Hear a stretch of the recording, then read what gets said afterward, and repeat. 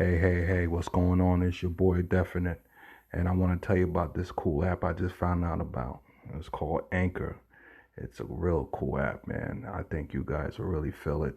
It's easy, it's fun, it's exciting, uh, it's free. That's the best part, and you can make money off it, and you can do it from the comfort of your own home, and it will help you distribute to different platforms where everybody can hear your podcast. So if you ever dreamed about making a podcast, download the app today, Anchor.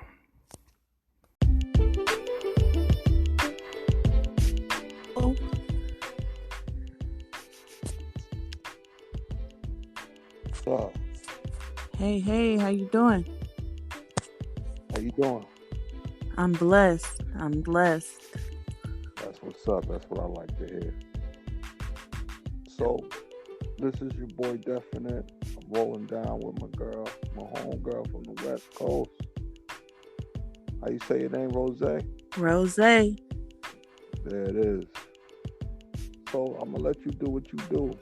You know what I'm saying? It's all good. Yeah. You had a story to tell. I remember you telling me before. Yes. This is real life. It's not a game. It most definitely has and was one of the most humbling experiences. It not only sent me through pain, but it also taught me strength.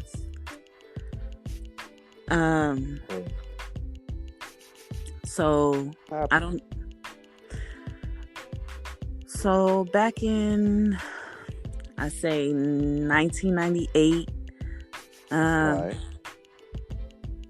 I'll say 94, I met somebody and we ended up losing contact.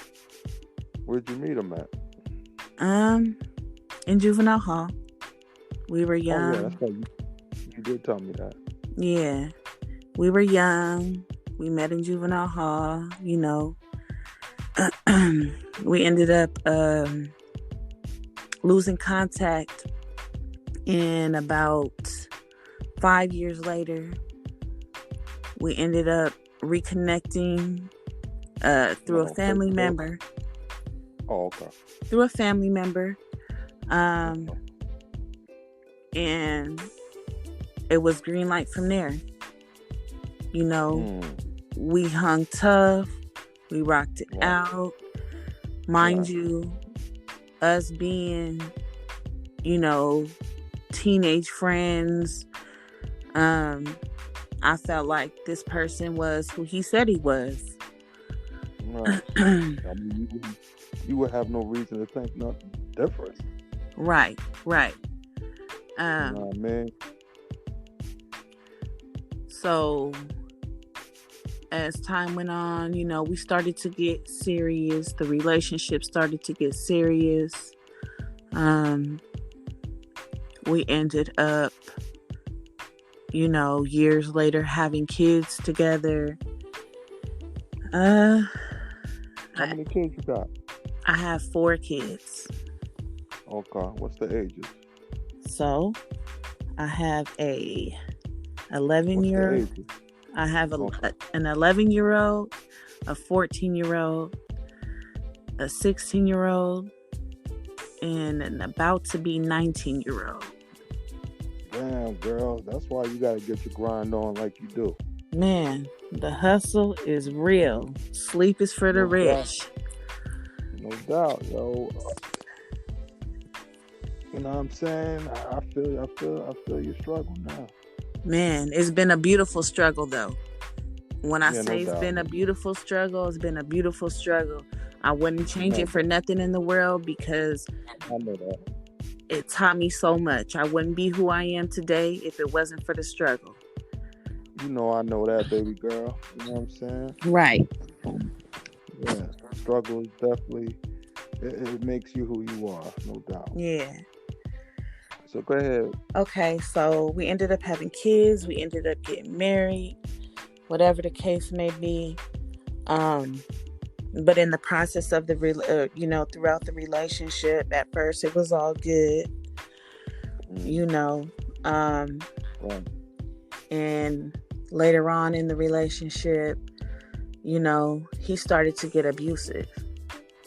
Oh shit! He started that dumb shit. So he started to get abusive. Now, don't get me wrong. I'm not excusing none of his behavior, and I'm not saying that anything that he did, I'm not posing no blame on myself. Right. But ladies, whoever is listening now or later, I don't care what the reason is. I don't care if you are to blame. Abuse is never okay. Nah, it's not. Never subject yourself to that type of treatment. And that goes for men too, because men could be victims as well. Oh, I was, yo. I mean, not mentally, but definitely emotionally. My ex-wife, was emotionally abusive. Right. You know what I mean? Yeah. And what people fail to realize is a lot of people don't realize that they're being emotionally or mentally abused until they're out of the relationship. Oh yeah, no doubt. They don't realize it in the process of going through it. No doubt. So it's very important, that I raise awareness to this, because even after I got out the relationship, or prior to me getting out the relationship, I didn't know what a narcissist was.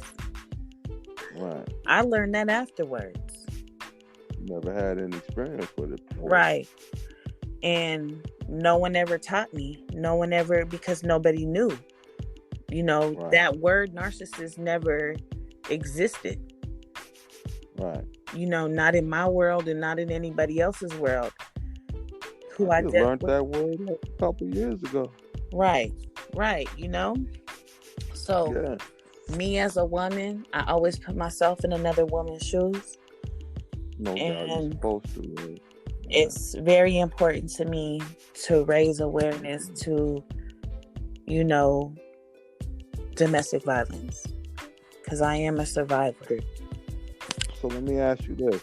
The first time that it happened, that he hit you or whatever, how did he feel after it happened? Was he apologetic? Or was he just like, fuck it, yeah, I did it, so what? No, of course he's apologetic. Yeah. They're always going to be apologetic the first time. After 2 or 3 times, then it's like, fuck it. Oh, shit. So in the beginning, he was like, I'm sorry, baby, it'll never happen again. He never said that it wasn't going to happen again. It was just more like, I'm sorry. Okay. I didn't mean for it to go that far. Right. Kind of like, I don't know what got over me. Right. Whatever the excuse was, the excuse wasn't good enough. Because once that physical abuse happens, you don't look at the person the same. No, of course not. Can't trust them. Even if you decide you want to stay and work it out, even if, you want your family to work, it's never going to be the same. No doubt. It can't be. There's no way to repair that. So the trust is broken. Right. You know what I mean? Most definitely. The kids never witnessed it, right? So my kids didn't really witness it. How can I say it? They were a part of it without being a part of it. Oh man. Explain that for us. So, at the time I only had one child, and